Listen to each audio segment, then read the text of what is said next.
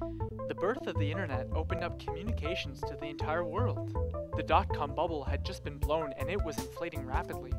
People of all ages, genders, and races could now access a wide online meta-library of information data at their cyber fingertips. But nothing was as prominent in the early stages of the internet as the new cyber species known only as the animated GIF.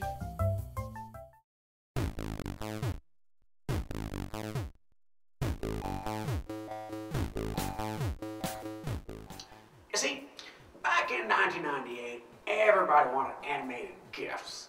Now, you see, I had this farm and I used to raise cattle for milk. But then I heard about this thing called the internet, and I said to myself, hey, why not give it a try? And I opened up the first animated GIF ranch. Business was amazing. Business was booming. So good, in fact, that I was actually able to go and spend a few and get a couple bitmaps for the kids. But what is exactly an animated GIF? Animated GIFs are actually reptiles, and therefore cold-blooded. They are timid creatures, with often little to say.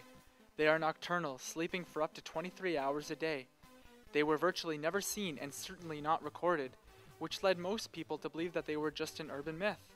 That is, before Dr. Lamb made the first scientific declaration of the animatus granicaudatus, or animated GIF.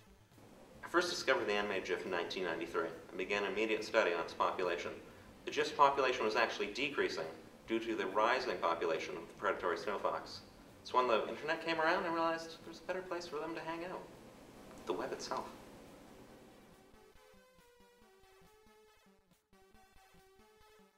But their happiness wasn't to last. Soon, exploitative companies began to realize the potential in GIFs, and since there were no laws in place to regulate the treatment of an internet species, companies like DoubleClick used the GIF to their own ends. We saw the GIFs as a good method for distributing advertisements over the internet. People noticed their ads much more easily. Most animated GIFs jumped right off the page with bright colors and single-digit frame counts. And they were cheap too. All you had to do was draw them in with promises of seeing the world, get them to sign a lifetime contract, and then BAM! For the next 5 to 7 years, you have advertising that won't stop giving. On the farm, I was being raised to become a simple back button. When DoubleClick found me, they promised me fame and fortune.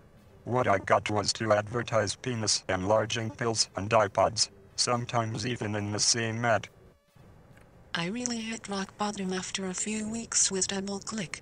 It was like I had nowhere to go, no point in life. I was forced to display in a pop-up window, and when someone closes a window with you in it, it kills. On our next segment of GIF, The Living Image, we will look at the GIF riots of 1999. Also coming up is the introduction of the Flash player, another species that would muscle in on GIF territory.